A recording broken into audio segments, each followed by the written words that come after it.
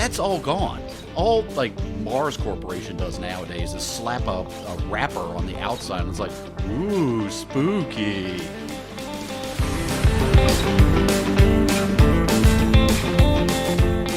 Hey everybody, I'm Andrew, And I'm Mike. and we're the Midlife Guys.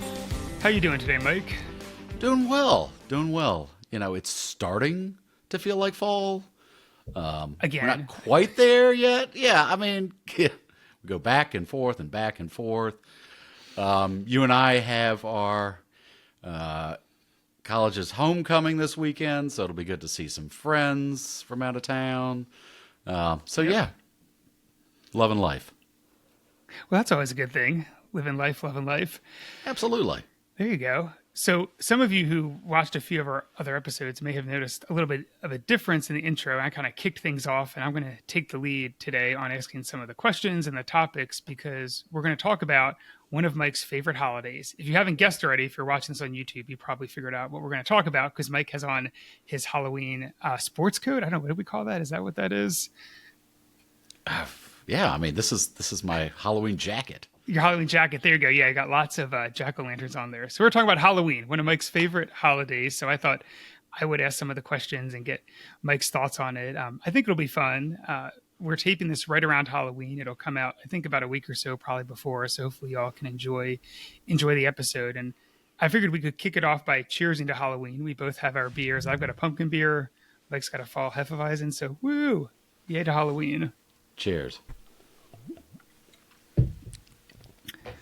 So the interesting thing about Halloween, which I didn't realize, and so I was doing a little bit of research trying to follow in your footsteps, Mike, from some of the other episodes, is that in the United States, at least, it's the holiday that people spend the most money on, only behind Christmas. It's wild to me. So the number I saw was the National Retail Federation here in the U.S. estimated that people are going to spend $13.1 billion on Halloween this year, which is crazy to me that it's that popular, but I guess you're in good company. So why don't we start there with why do you love Halloween so much?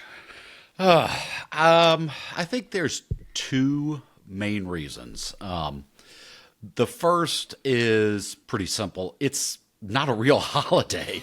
It's a bullshit holiday. The fact of the matter is there's no stress, unlike Thanksgiving or Christmas or even New Year's. You don't have to do anything. You can do something if you want to. You could just dick around if you want to. I mean, there's nothing about Halloween that's written you have to observe something or celebrate something. It's just bullshitty fun. And so, that's one of the big reasons I like Halloween. I think the second, when you posed this question to me, I really had to kind of reflect on it a bit more because, especially now being in midlife, that the story of Halloween, or what we know as Halloween right now, is actually pretty interesting. And the fact of the matter is, I'm a big believer in the fact that we need to confront our fears. I think that's really important because the world is a scary place, and it is a especially scary place as a midlifer because there's lots of responsibilities. I mean, when you're a child, your worldview is just so small.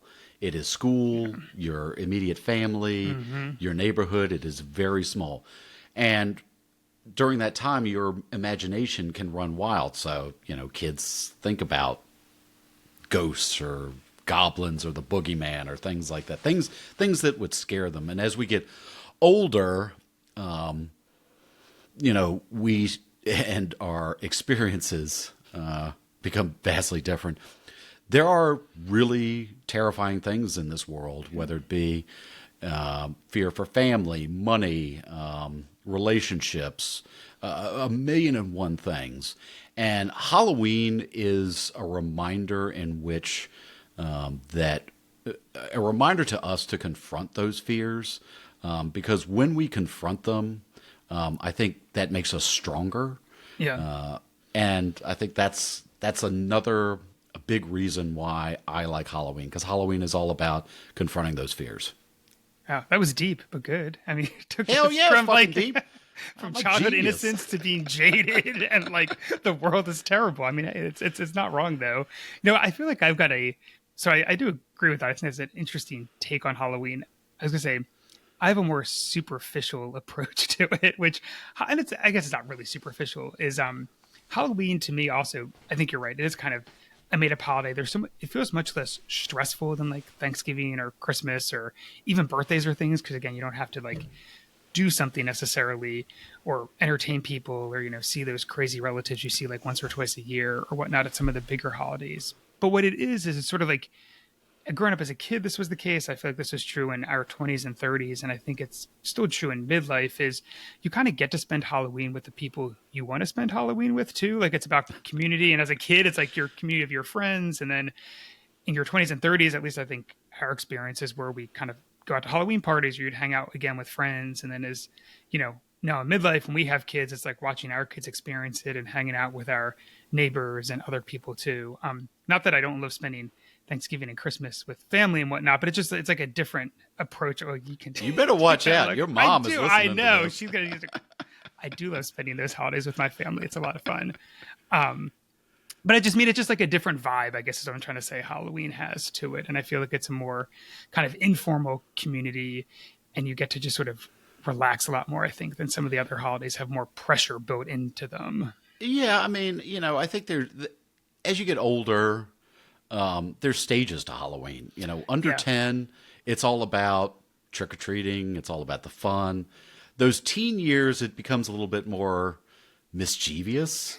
It's about playing the tricks and, kind of being an asshole. It just comes with the territory.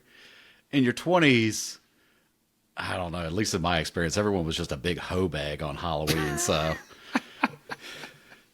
and then in your 30s, you got kids and stuff. So, you calm down, and Halloween begins to transition towards making sure that your kids have an enjoyable experience for Halloween, and then that just kind of elevates from there. Well, we're going to talk today some more about kind of different parts of Halloween and kind of what defines and makes Halloween. So one of those things you talked about, those kind of first stages, was as a kid. A lot of us, I'm sure, have core memories of trick-or-treating as kids and whatnot. And I know you're not a sweets person. I have a huge sweet tooth, so candy was always like a key part of Halloween for me growing up. And I thought it'd be fun to talk a little bit about kind of candy that defines, I think, what Halloween is to a lot of people. And it's interesting both as a kid, it's relevant, and then again in midlife now, especially with kids of my own. And most of the midlifers I know who have kids all go through this process of we definitely rate our kids' candy after they go to bed and take what we want from it, at least part of it. And I also may or may not buy candy that's quote unquote for trick-or-treaters that then gets like hidden away so I can have it later. It's been happening for the past 50 years. You are not alone on that. Oh, no, not at all. That's what I think is definitely like a truism of midlife. It all kind of comes full circle. But I thought... I just want to say I do the exact same thing. Okay, thank you for me. Yes, it's not just me. And I think every parent I know actually does the same thing. It was funny. Last year, a group of parents were talking about this right after Halloween, and my older son overheard the conversation and was like incensed that we would touch their candy. And I was just like, dude, you have no idea how much stuff that we like take. You're fine. Yeah, I mean, I was never because I was never a sweet person, even as a kid. My dad would always raid like the Tootsie Rolls. I was like, oh, those are gross. Go the fuck ahead. Go ahead. I don't fucking want a Tootsie Roll. Yeah, Tootsie Rolls are nasty. That's an old boomer candy, though. Good segue for, I wanted to look up as to what the most popular Halloween candy is. So I was looking, I'm going to look down my notes real quick so I get this right. So there are two studies that were really interesting and recent. One was from Instacart that tracked purchases in October. And so the top 5 candies were Reese's Peanut Butter Cups, peanut M&Ms, regular M&Ms, Kit Kats, and Sour Patch Kids. I'll say that tracks in my household. And then DoorDash also had their own study they recently released looking at purchases of candy.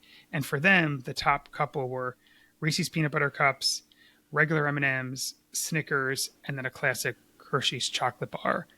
I will say all solid candies, But to me, the most important thing about this data is that it reinforces that Reese's peanut butter cups are by far the best candy that exists. That is the only correct answer, and I refuse to acknowledge anyone who says that Reese's are not the best. So I'm going to start there. You're singing my song here, Andrew. RC, I know it, Reese's. It's something magical about that. So I'd love to hear from other listeners, Midlife Guys. What candy are you all about? And please tell me why it's Reese's peanut butter cups. Do you know what this means, though? What? We are all stealing our children's Reese's, and they will not grow up knowing the taste of a Reese's because they will never eat it because the parents eat all of it. I mean, I give them a couple. I'm not a monster. Like, I'll take most of the Reese's, not all of the Reese's. I feel like that's not fair. Also, wait, are you saying Reese's? Yeah, Reese's peanut butter cups. That was Reese's.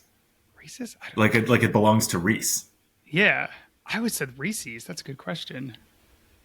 All right, somebody Google no this. input here? Yeah, how do you... Mike doesn't like candy, so I guess you don't really... Yeah, how would you pronounce the peanut butter It's cups? Reece. No. Apostrophe. Reese. Apostrophe. I can't remember. I would say Reese's. You said Reese. Oh, interesting. Isn't the name Reese? Reese is a normal name for like a human person. Yeah, no, Reese, it I've is. never You're heard correct. that hard E at the end. Like you don't say, I believe in, world PC, do you? I mean, sometimes. No, I don't. I should clarify. I'm from Philadelphia originally, and we say things like Wooder and 2 Street. So my pronunciation is probably not the most. Well, I don't know what either of those words are supposed to be. So continue on. Let's There you continue go. on. But no, that's a good question. I'd love to know how people refer to Reese's peanut butter cups in the comments too. If you got a take on it, let us know.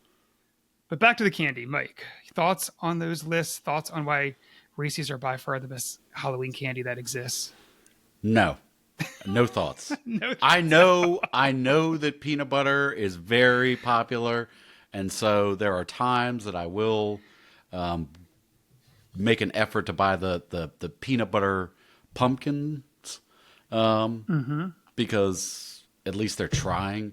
So, like, for me, I'm fucking jaded about this because when I was growing up, there just used to be a lot more options when it came to candy. Yeah, We also used to have candy stores. that's true. That's long since fucking gone. I don't know where you'd find a candy store. In Niagara Falls, Ontario, where I live. Okay, well, I've got a lot of quick interjections on this one, guys. Sorry. no, I'm that's out. good. Apparently we have to go to Canada to find a candy store. In the United States, we have nothing.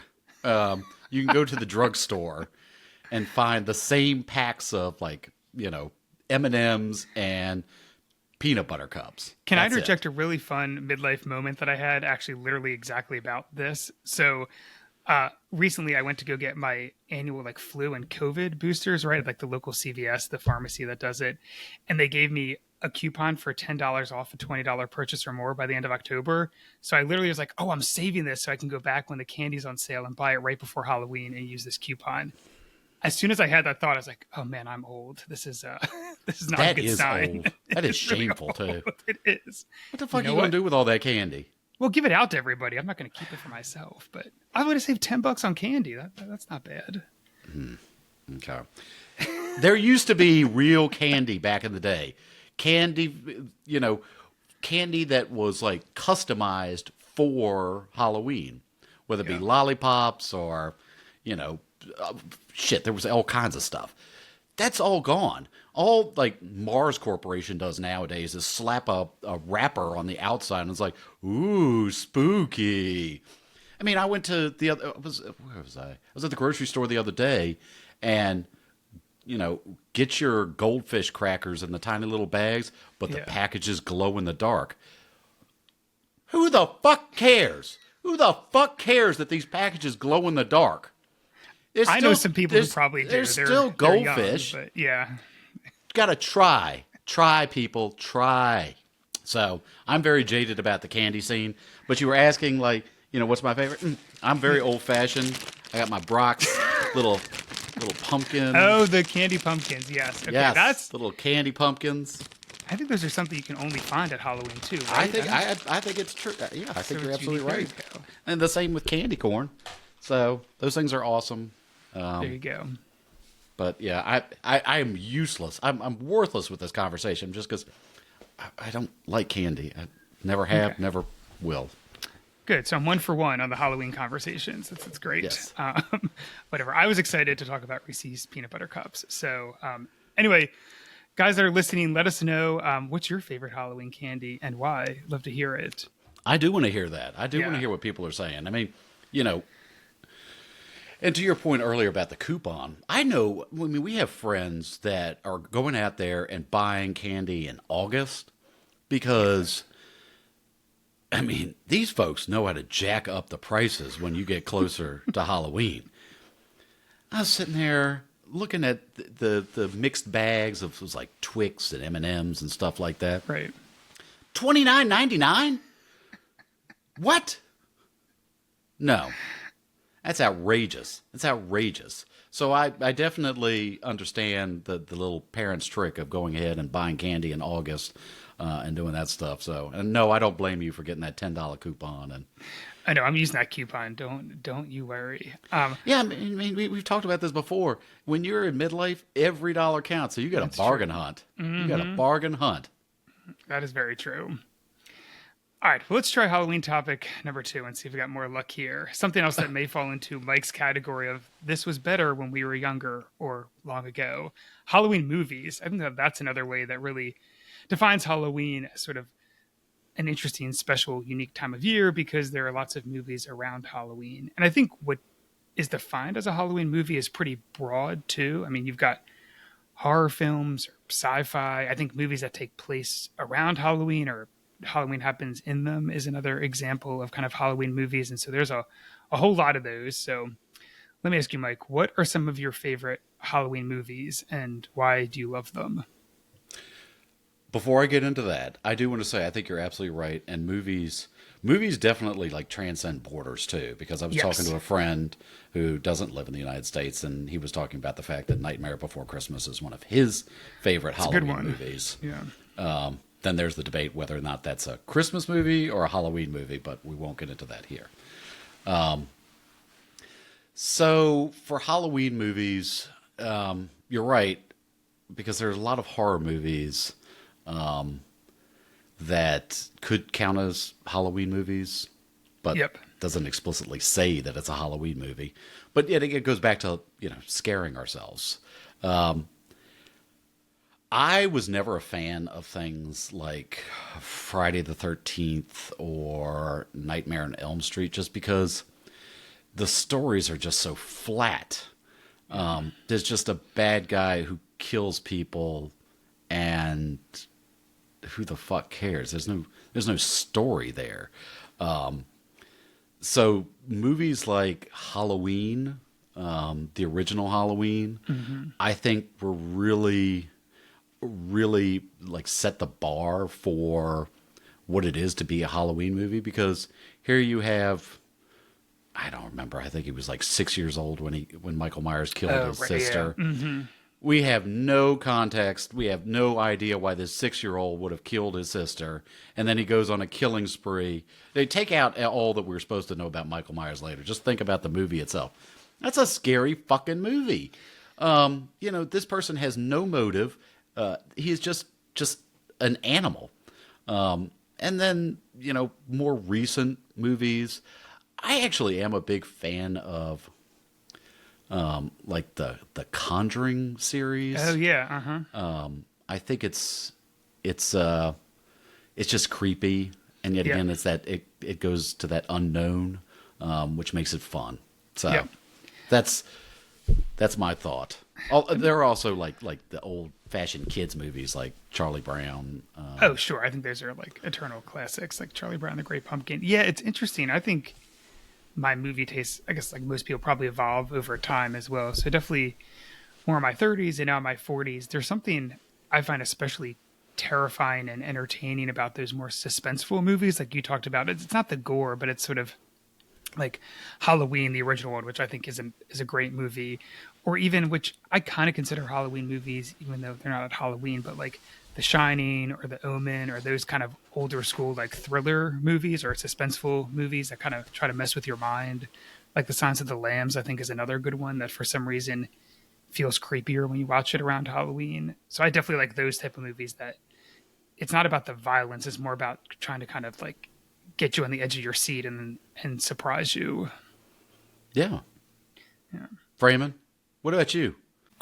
Movies? I don't know, man. I watch a lot of movies. I don't have a singular go-to. My wife and I recently rewatched Rosemary's Baby. It's a good classic.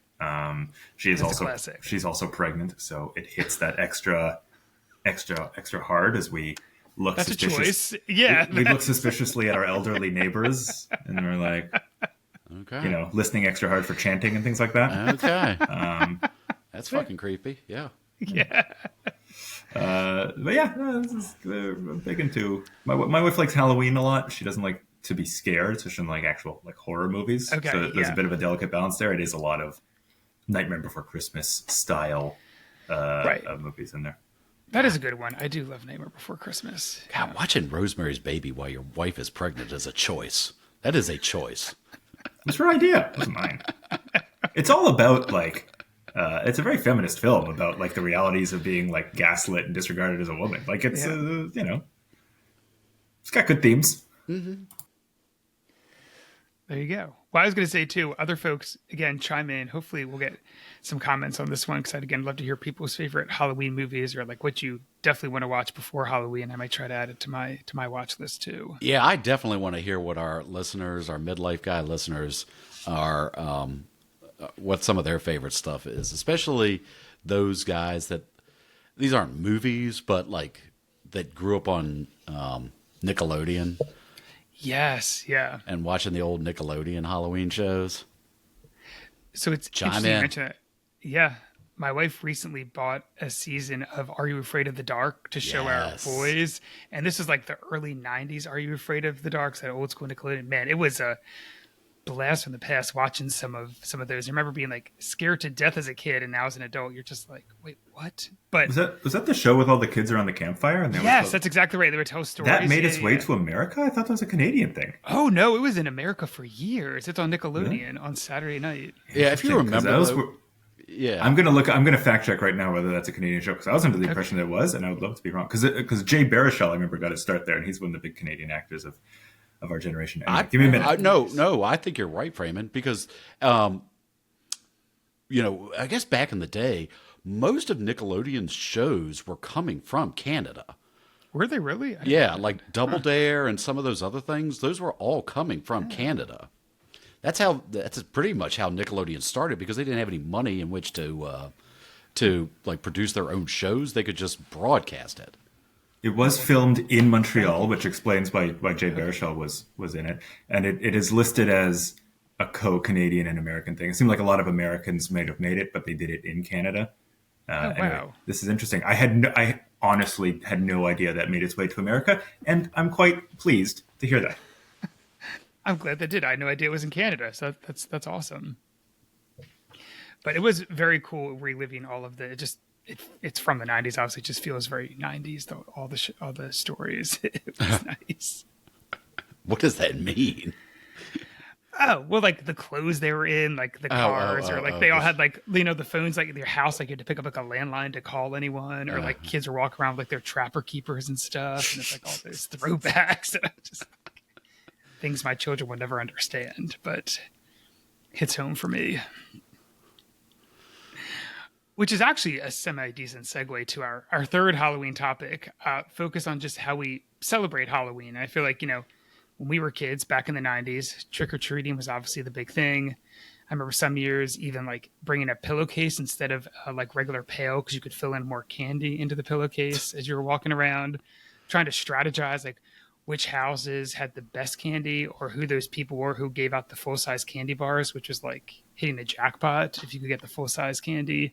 And then I think it transitioned, you mentioned this earlier, Mike, kind of towards, I know my experience wasn't people being hoe bags in their 20s, but in your 20s and 30s, just people at Halloween, going to parties, having a good time, enjoying themselves.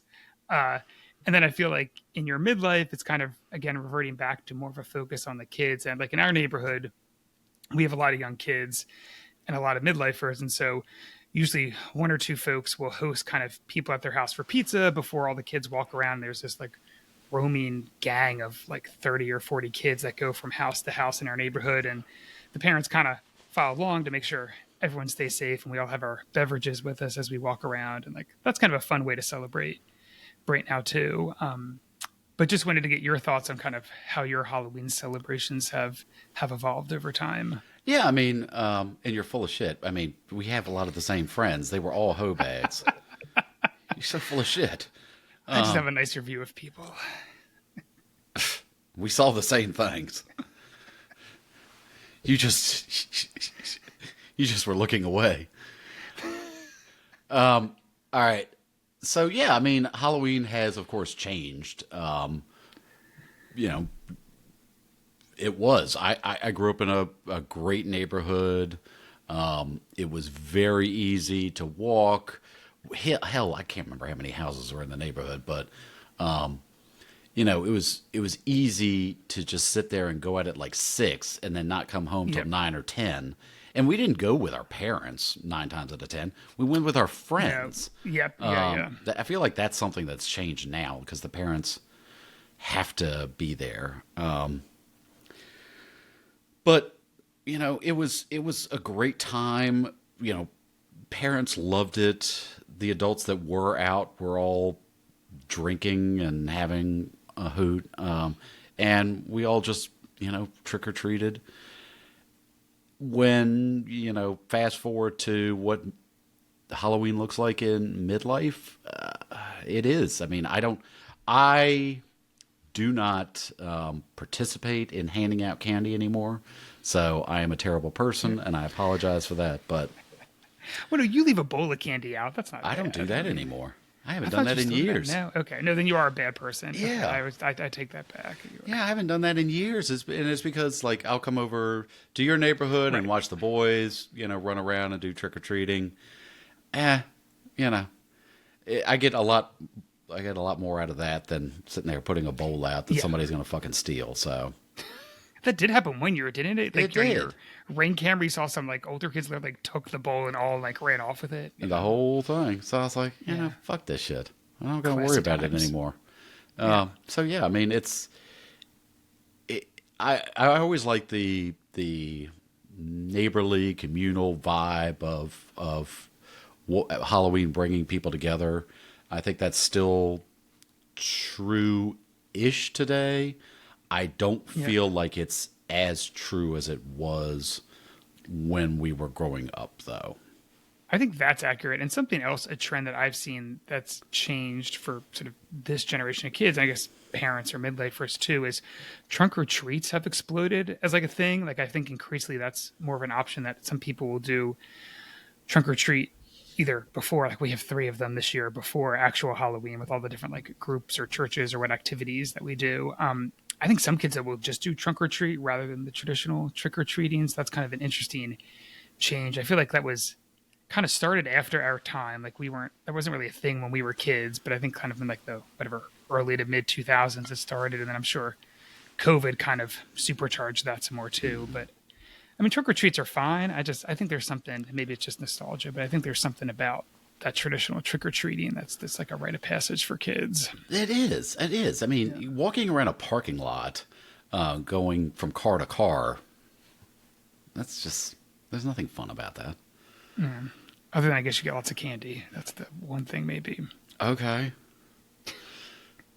Part of it is going to see people's decorations, going to see people, things like that. Walking around your neighborhood. That is true. Yeah, running around.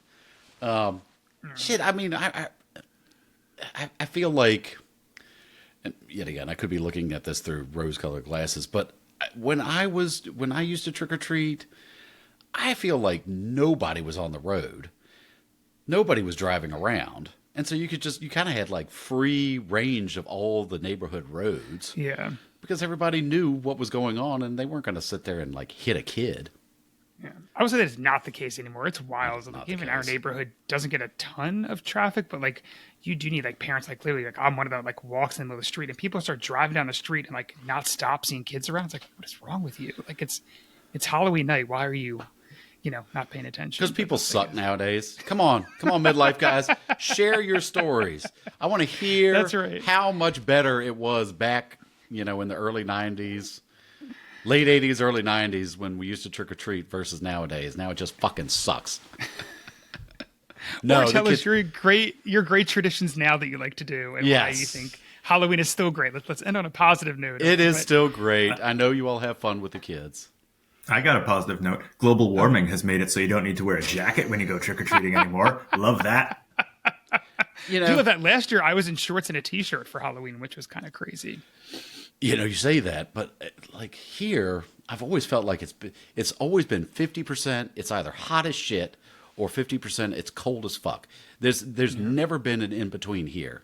So I guess up in Canada, you don't have to wear a jacket now. It's definitely been warmer there than it has been cooler, at least that I can remember in recent memory.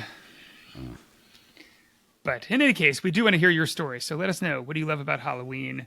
What are you guys doing this year for Halloween? Let us know. Share those thoughts with us. Remember to share this with your friends too, to like, to comment, to subscribe. We love all of the support and the interaction. So keep it coming.